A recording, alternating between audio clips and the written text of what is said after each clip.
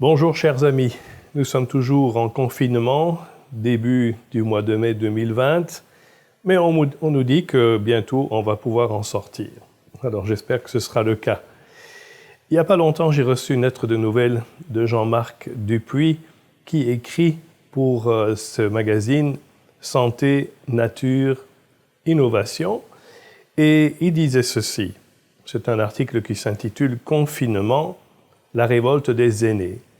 Et il dit ceci notamment, selon le dernier bulletin épidémiologique hebdomadaire, 93% des personnes décédées du coronavirus avaient plus de 65 ans et 81% avaient un ou plusieurs gros problèmes de santé.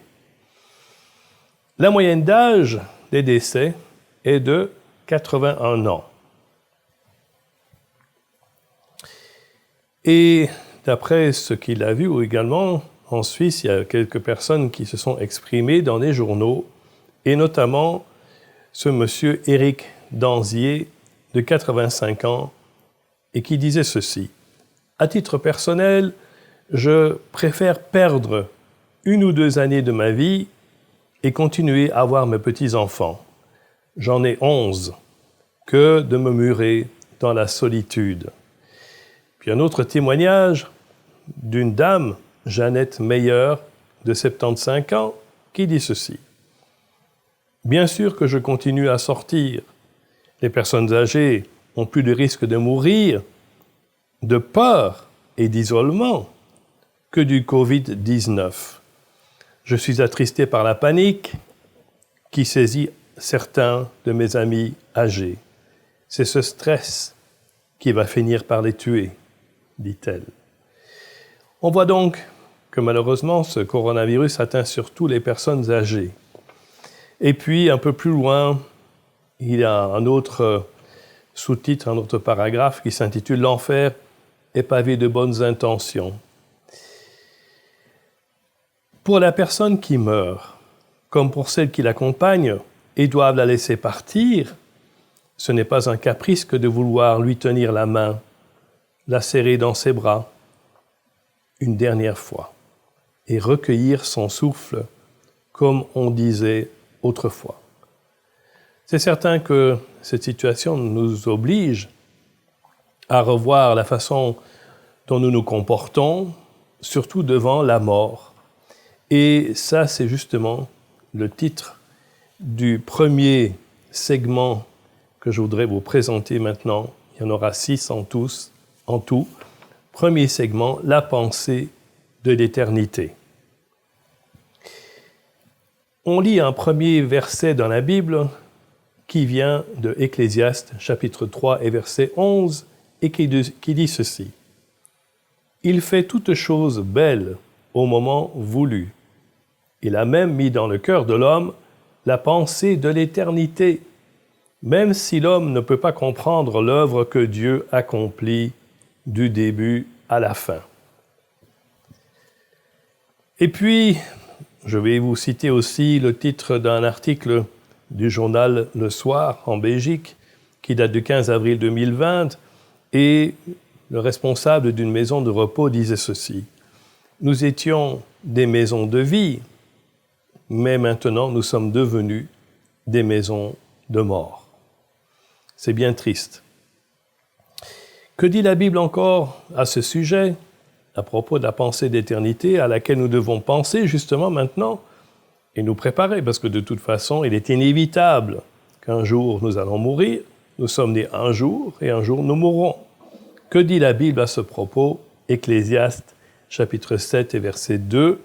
« Mieux vaut se rendre dans une maison de deuil que dans une maison de festin, car telle est la fin de tout homme.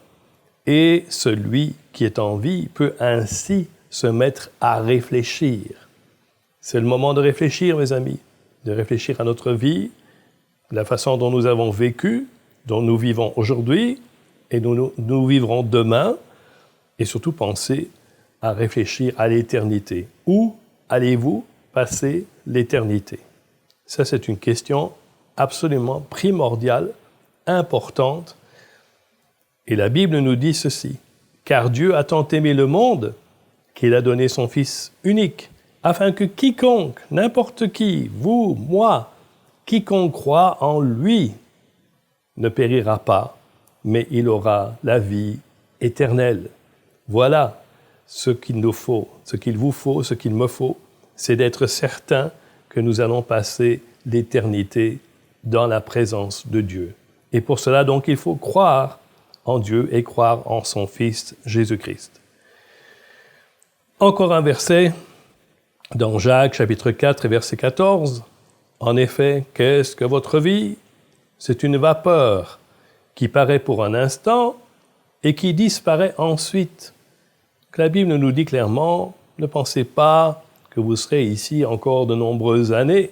C'est possible, mais il est possible aussi que ce soir même, ton âme te soit redemandée, comme on le voit dans cette histoire des évangiles que vous connaissez sans doute.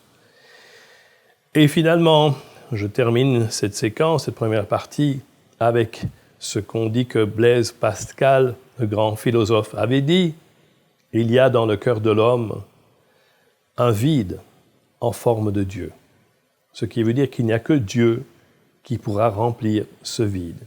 Et j'espère que vous en êtes conscients et que vous n'allez pas chercher ailleurs à remplir ce vide en forme de Dieu avec d'autres choses. Alors on arrive à la deuxième partie qui s'intitule « La peste ». Je ne vais pas vous parler de ce roman bien connu d'Albert Camus qu'il a écrit en 1947 sur cette épidémie qui s'est répandue en Algérie, bien que, vous savez, aujourd'hui, c'est redevenu un best-seller. Eh oui, parce que finalement, il y a pas mal de similarités avec ce que nous vivons aujourd'hui. En tout cas, je vais vous parler de la peste plutôt d'un point de vue biblique, car vous avez compris que ce qui m'intéresse aujourd'hui, c'est surtout de vous parler de ce que dit la Bible par rapport à cette situation que nous vivons aujourd'hui. Je vais vous lire un premier passage dans 2 Chroniques, chapitre 7, et les versets 13 et 14. La plupart des gens connaissent le verset 14, même parfois par cœur, mais très peu ont lu le verset 13. Le voici. « Quand je fermerai le ciel et qu'il n'y aura pas de pluie, et vous savez que pendant de nombreux mois, nous avons été à court de pluie, même en Suisse, dans le Valais. Un ami me disait que pendant 2 mois, il n'y avait pas de pluie, il faisait très chaud. Et du coup, les agriculteurs, les fermiers étaient très préoccupés. Et en Belgique, c'était la même chose. Donc, il n'y aura pas de pluie, c'est la première chose que dit ce verset. Et puis, quand j'ordonnerai aux sauterelles de dévorer le pays, vous êtes certainement au courant qu'aujourd'hui, en Afrique de l'Est, des millions de sauterelles ravagent les champs et les vergers où on cultive des fruits et des légumes. Et donc cela amène bien entendu une crise économique. Et nous sommes entrés, nous aussi, dans une crise économique ici en Europe à cause du fait que, malheureusement, on a dû tout arrêter. Troisième chose, quand j'enverrai la peste. Et ce mot en hébreu peut être traduit par la mort ou la destruction. Quand j'enverrai la peste parmi mon peuple, dit Dieu. Imaginez-vous.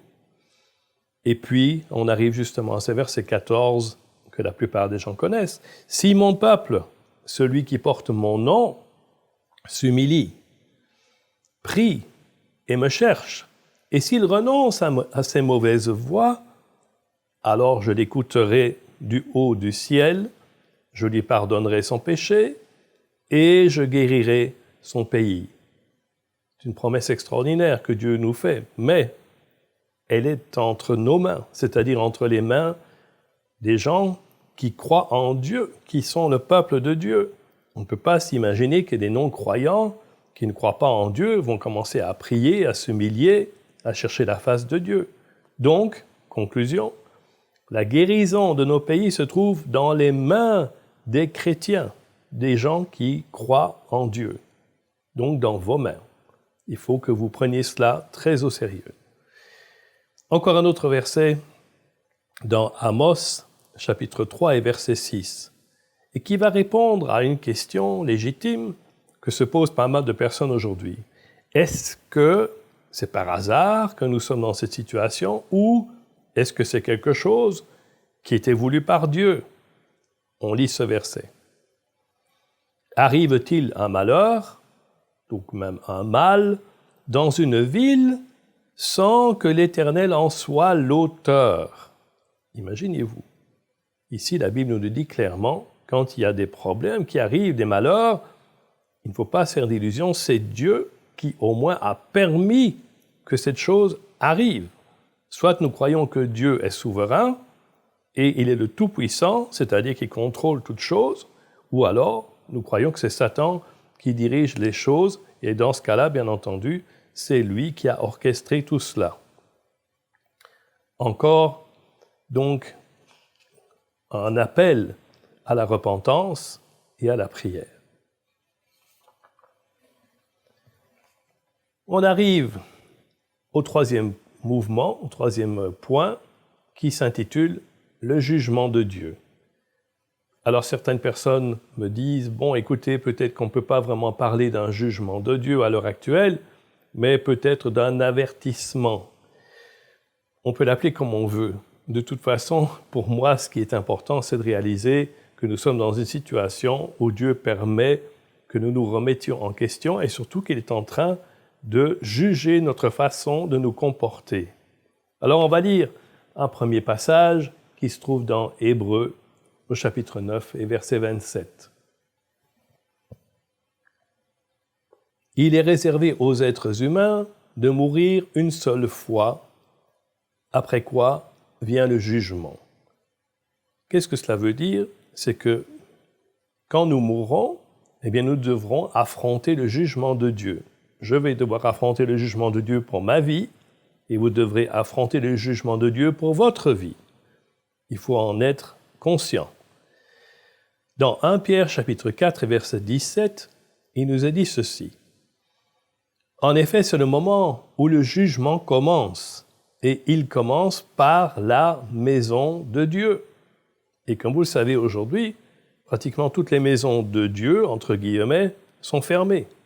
Toutes les églises catholiques, protestantes, évangéliques, charismatiques, pentecôtistes, baptistes, etc., elles sont toutes fermées, ainsi que les synagogues, ainsi même que les mosquées.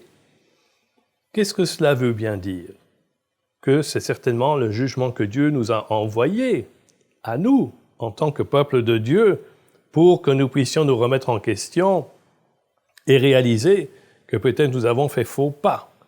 Au lieu d'adorer Dieu en esprit et en vérité, peut-être que nous avons adoré nos pasteurs, nos prêtres, les leaders, et que nous en avons fait des idoles. Et vous savez, Dieu est un Dieu jaloux, il ne permettra jamais ce genre de choses. Encore un autre verset qui est peut-être encore un peu plus flagrant, dans Amos chapitre 5, verset 21, et puis le verset 23 aussi. « Je déteste, je méprise vos fêtes, je ne peux pas sentir vos assemblées. Éloigne de moi le bruit de tes cantiques, je n'écoute pas le son de tes luttes. » Un luth, c'est un instrument de musique.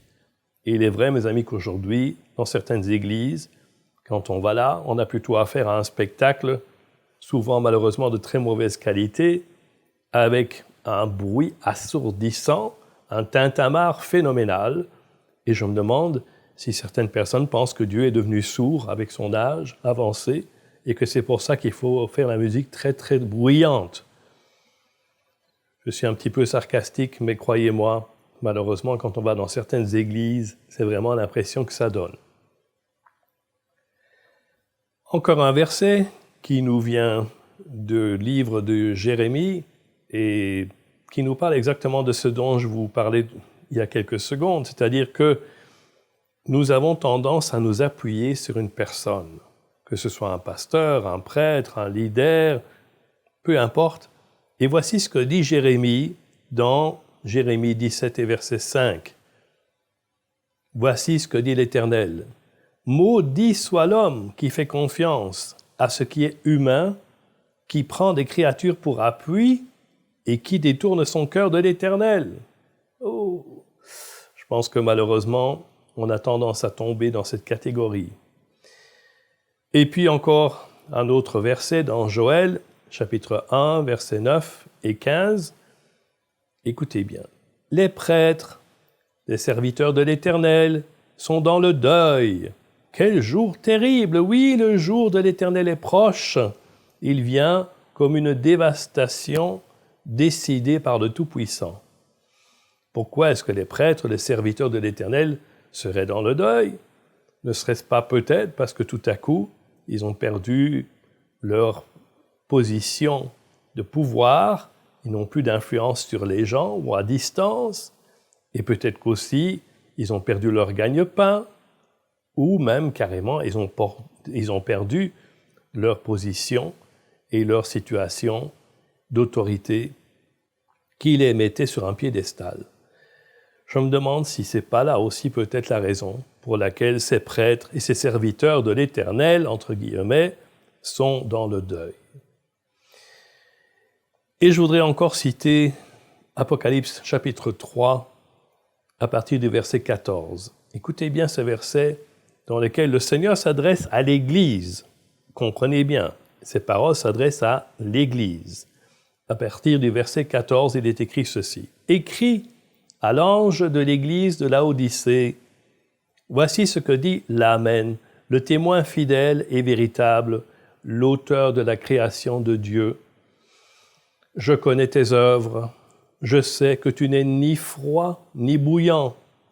Si seulement tu étais froid ou bouillant, ainsi parce que tu es tiède et que tu n'es ni froid ni bouillant, je vais te vomir de ma bouche.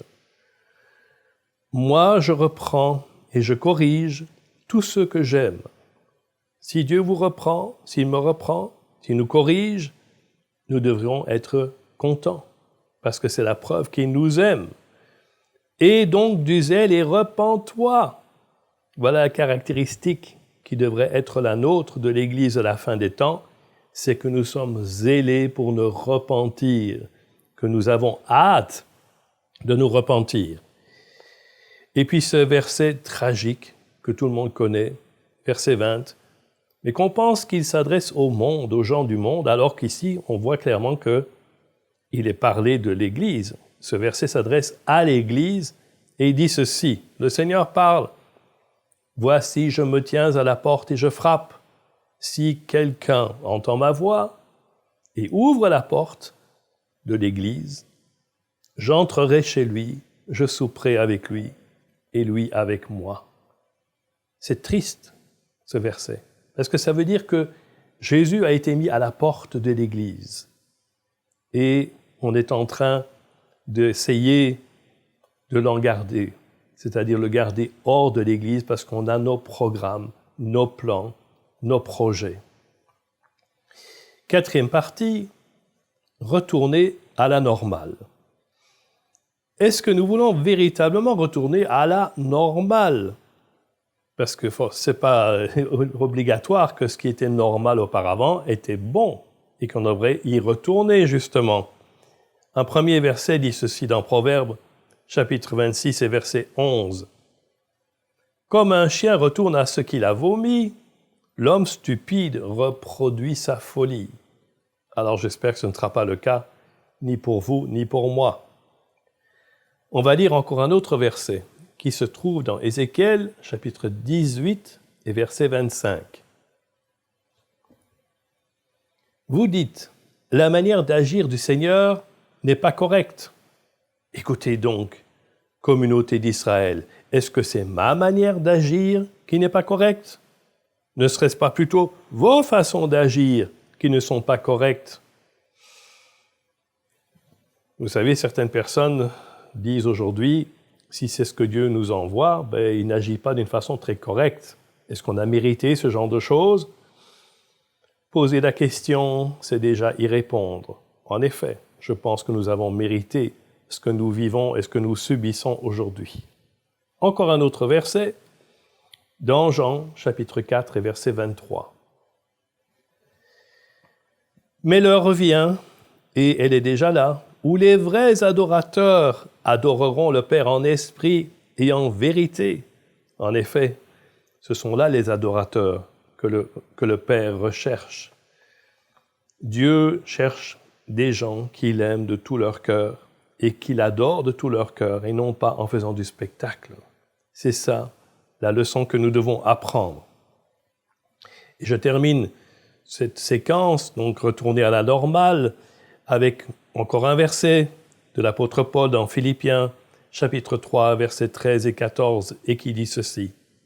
« Je fais une chose, oubliant ce qui est en arrière et me portant vers ce qui est en avant, je cours vers le but pour remporter le prix de l'appel céleste de Dieu en Jésus-Christ. » Oubliant ce qui est en arrière. En effet, peu importe ce que nous avons fait, de bien ou même de mal, oubliez ces choses. Si vous avez demandé pardon à Dieu pour ce que vous avez fait de mal, c'est bon, c'est effacé.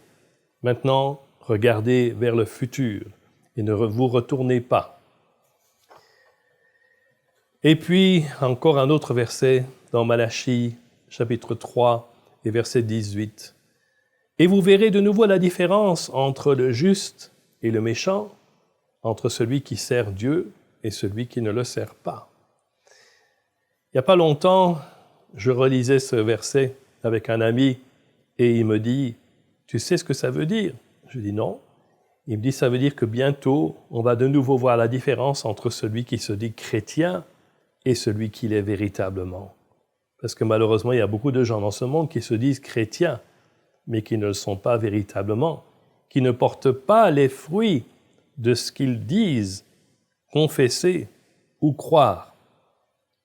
L'Église était censée influencer le monde, mais comme on le voit malheureusement, c'est plutôt le monde qui a influencé l'Église.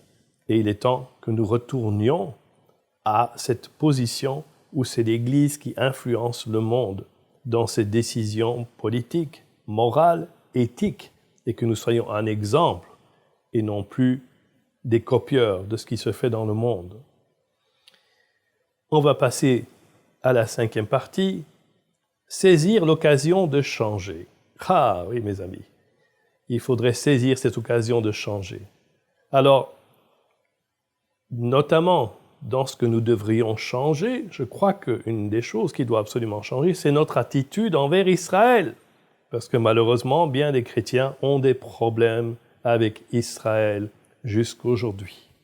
Alors je vous suggère quelques points bien spécifiques. Tout d'abord, la Bible nous dit, dans Genèse chapitre 12 et verset 3, « Je bénirai ceux qui te béniront, et je maudirai ceux qui te maudiront, et toutes les familles de la terre seront bénies en toi. » C'est ce que Dieu a promis à Abraham. Bénir, ça veut dire du bien. Benedicere, c'est le latin.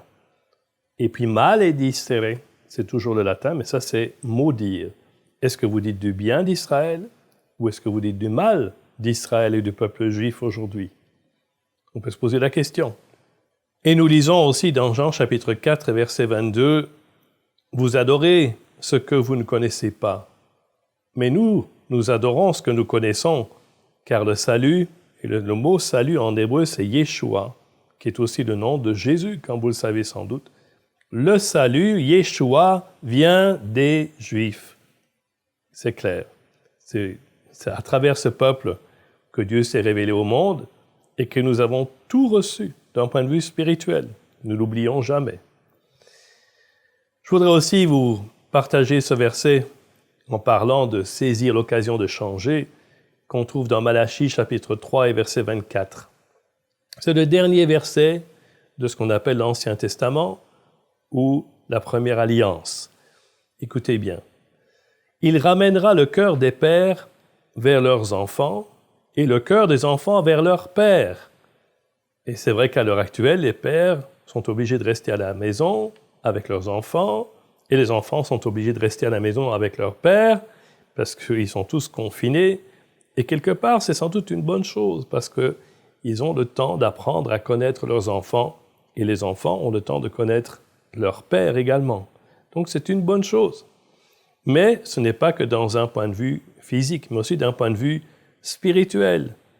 Les enfants que nous sommes dans la foi ont maintenant l'occasion de retourner aux racines de leur foi.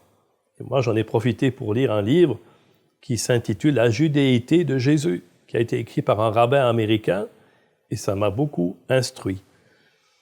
Donc je pense que c'est une belle occasion que Dieu nous donne de changer d'attitude, changer la façon de penser, changer aussi son comportement.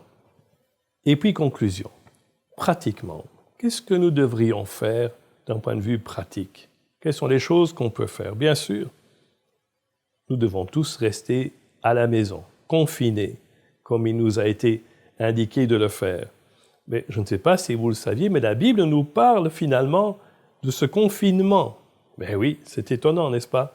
Ésaïe nous en parle. Il y a plusieurs milliers d'années, écoutez bien ce qu'écrivait ce prophète. « Va, mon peuple, entre dans tes appartements et ferme tes portes derrière toi. Cache-toi pour un petit moment, jusqu'à ce que la colère soit passée. » N'est-ce pas extraordinaire? Ésaïe chapitre 26 et verset 20. Et je fais le lien de ce que disait Ésaïe avec ce que Jésus a dit des années plus tard, des centaines d'années plus tard, dans Matthieu chapitre 6 et verset 6. « Mais toi, quand tu pries, entre dans ta chambre, ferme ta porte et prie ton Père qui est dans le lieu secret. Et ton Père qui voit dans le secret te le rendra. » Donc oui, mes amis, l'idée, c'est pas simplement de rester enfermé dans sa chambre, dans son appartement, à regarder les quatre murs toute la journée, mais c'est de chercher la face de Dieu, de le prier, et aussi de passer du temps dans la lecture de la parole de Dieu. C'est une bonne occasion. Et puis, il ne faut pas se faire d'illusions. Je ne sais pas si vous saviez, mais Emmanuel Macron a dit le 21 avril 2020 qu'aucun grand rassemblement, religieux ou autre, ne sera autorisé avant la fin de l'été. Donc, si vous pensiez que vous allez pouvoir retourner bientôt à vos assemblées, à vos réunions, je pense que vous vous faites des illusions. Il faudra encore beaucoup de patience, et de persévérance, et de courage peut-être. Qu'est-ce qu'on peut encore faire d'un point de vue pratique pendant cette situation? Eh bien, on le lit de nouveau dans Ésaïe, chapitre 55, versets 6 et 7. « Recherchez l'Éternel pendant qu'il se laisse trouver. Faites appel à lui tant qu'il est prêt, et que le méchant abandonne sa voie et l'homme injuste ses pensées. » Donc de nouveau cet appel à chercher Dieu, à prier, à lire sa parole, et vraiment de prendre l'opportunité de se tourner vers lui. Alors je voudrais terminer quand même avec un verset qui est très encourageant et qui va peut-être aussi vous donner de la foi, de l'espérance, et qu'on trouve dans le psaume 91. Vous savez que le psaume 91 a été très souvent cité par beaucoup de chrétiens pour justement se rappeler que Dieu est conscient de ce qui nous arrive et qu'il veut aussi nous protéger. On lit ceci dans ce psaume 91. « Celui qui habite sous l'abri du Très-Haut repose à l'ombre du Tout-Puissant. » Verset 5. « Tu ne redouteras ni les terreurs de la nuit, ni la flèche qui vole durant le jour, ni la peste qui rôde dans les ténèbres, ni le fléau qui frappe en plein midi. » Et cette promesse est faite, ne l'oubliez pas, à celui qui habite sous l'abri du Très-Haut. Si nous ne reposons pas et nous n'habitons pas sous l'abri du Très-Haut, il ne faut pas se faire d'illusions, on ne sera pas plus protégé que d'autres. Mais si nous habitons sous les ailes de l'Éternel, sous sa protection certainement, qu'il nous protégera, comme il est écrit ici. Et puis, ce qui est vraiment important pour moi, c'est qu'il dit « Tu ne redouteras ni les terreurs de la nuit, etc. » Donc, ne pas avoir de crainte dans nos cœurs. Vous savez, mes amis, Dieu nous demande constamment d'avoir confiance en lui et de ne pas craindre. Ne crains pas, crois seulement. Et puis aussi, Jésus disait, qui de vous, par ses inquiétudes, peut ajouter une coudée à sa vie? Ce n'est pas parce que vous vous inquiétez, que vous êtes dans l'anxiété, que vous êtes énervé, que ça va vous aider à survivre et à surmonter cette situation. Il faut que nous restions calmes et sereins dans la paix du Seigneur. Et je termine avec ce merveilleux verset que vous connaissez tous, peut-être même par cœur, Romains chapitre 8, verset 28. Toute chose concourt au bien de ceux qui aiment Dieu. Eh bien, que cette situation puisse concourir à votre bien, à mon bien, et que nous puissions en sortir plus grands et plus enracinés dans la parole de Dieu et plus près du Seigneur que jamais.